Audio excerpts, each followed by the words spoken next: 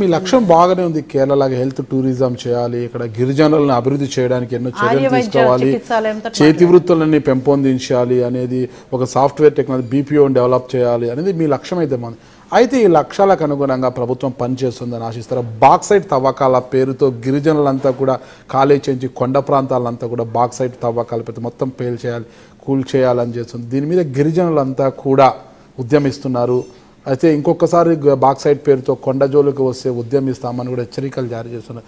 ఈ నేపథ్యంలో మీరు ఎలాంటి స్టెప్ తీసుకుని నిజంగా ప్రభుత్వం బాక్సైట్ తవ్వకాల కోసం ముందుకు వస్తే, ఇప్పటికే జీవో జారీ చేసింది, అది మళ్ళా పునరావృతం అయితే మీ స్టెప్ ఎలా ఉంటుంది ఒక గిరిజన పుత్రికగా?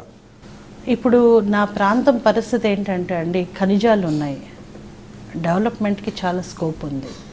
కానీ జీవో 1/70 అయితేనే యాక్చువల్లీ ఒక రూల్ పొజిషన్ అన్నది ఉంది. ఏజెన్సీ ఏరియాలో ఏమి చేసినా ట్రైబల్ అడ్వైజరీ కౌన్సిల్ అన్నది ట్రైబల్ అడ్వైజరీ బోర్డు ఏర్పాటు చేయాలి.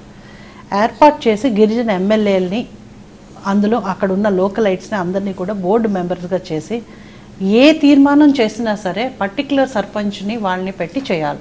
ఈ ప్రభుత్వం ఈ విధానం ఏమీ కూడా అమలు చేయలేదు. ఆంధ్రప్రదేశ్ స్థాపించిన దగ్గర నుంచి ఇప్పుడు వరకు ఎప్పుడు కూడా ట్రైబల్ మినిస్టర్ లేకపోవడం అన్న చరిత్రలో జరగలేదు. కానీ ఈసారి ట్రైబల్ మినిస్టరే లేరు, ట్రైబల్ అడ్వైజరీ బోర్డ్ కాన్స్టిట్యూట్ చేయలేదు.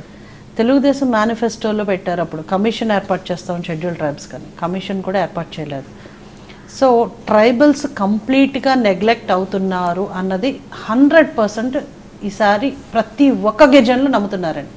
సో ఈ ట్రైబల్ అడ్వైజరీ బోర్డ్ కాన్స్టిట్యూట్ చేయకుండా, ఎటువంటి లీగల్ ప్రొవిజన్స్ చేయకుండా బయట వాళ్ళకి బాక్సైట్ ఇచ్చి వాళ్ళు వచ్చి తవ్వుకుని వెళ్ళిపోతారంటే గిరిజనులు చూస్తూ ఊరుకోరండి.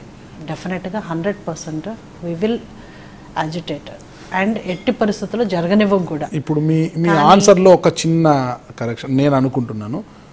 బయట వాళ్ళకు ఇస్తే అంటున్నారు మీరు, బయట వాళ్ళకు కాకుండా ప్రభుత్వమే నేరుగా తవ్వుకుంటే మీకు అభ్యంతరం లేదంటారా? నేరుగా తవ్వుకున్నా కూడా అభ్యంతరమేనండి. ఎందుకంటే గిరిజన సంపద గిరిజనులకు మాత్రమే సొంతం. అది గిరిజన సొసైటీస్ కింద ఫామ్ చేసి గిరిజనులు అన్న వాళ్ళే చేసి వాళ్ళు చేసుకుంటే వాళ్ళకి ఒక్కరికే దాని మీద హక్కు ఉంది. ఇంకెవరికి హక్కు లేదండి. ప్రభుత్వానికి కూడా దోచుకునే హక్కు లేదు, ఎవరు చేసినా కూడా దాని మీద హక్కు లేదు.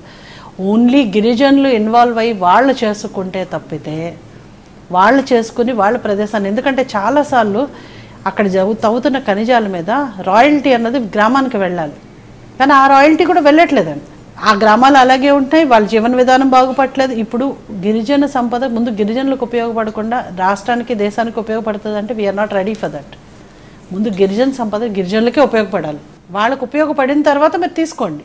బాక్సైట్ తవ్వకాలకు ప్రభుత్వం ముందుకు వస్తే గిరిజనులకు మద్దతుగా మాత్రమే, గిరిజన సంపద గిరిజనులకు మాత్రమే సొంతం. ఇందులో ఏ విధమైన డైవర్షన్ లేదు, అందులో డౌటే లేదు. ఓకే మేడం, ఇప్పుడు ఇంతగా గిరిజనుల కోసం మీరు మాట్లాడుతున్నారు, ఈ తవ్వకాలు, ఈ ఖనిజాలంతా కూడా, కానీ లాటరైట్ భూముల్ని కొంతమందికి ఇప్పించడంలో ఇవంతా కూడా మీరు తలదూరుస్తున్నారు. మైనింగ్ లోకే తలదూర్చున్నాను.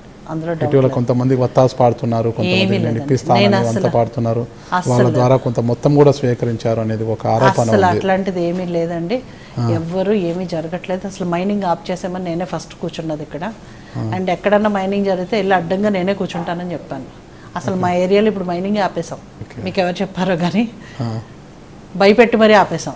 అసలు మైనింగ్ చేయడానికి వీల్లేదని. ఎందుకంటే ఎన్విరాన్మెంటల్ పొల్యూషన్కి సంబంధించిన జాగ్రత్తలు తీసుకోవాలి. రెండోది వాళ్ళు చేసిన తర్వాత ముందు రాయల్టీ వెళ్ళాలి. ఇప్పుడు వరకు ఉన్న లైసెన్సులకి నేను చెప్పేది, ఆ ఉన్న లైసెన్స్లే ఆప్ చేయించాను నేను. ఎందుకంటే ఇప్పుడు వరకు మొన్న ఎవరో ఒక మైన్లో 2 crores ఫైన్ కట్టించామండి గవర్నమెంట్కి. సో ఫైన్ కట్టే పరిస్థితుల్లో అంటే ఎంపీల దగ్గరికి ఎందుకు వస్తారండి? శుభ్రంగా హ్యాపీగా చేయిస్తున్నాం. ఏంటంటే ఎవరైనా సరే గిరిజనులకి వ్యతిరేకంగా ఏమి చేసినా సరే టాలరేట్ చేసే అవకాశమే లేదు.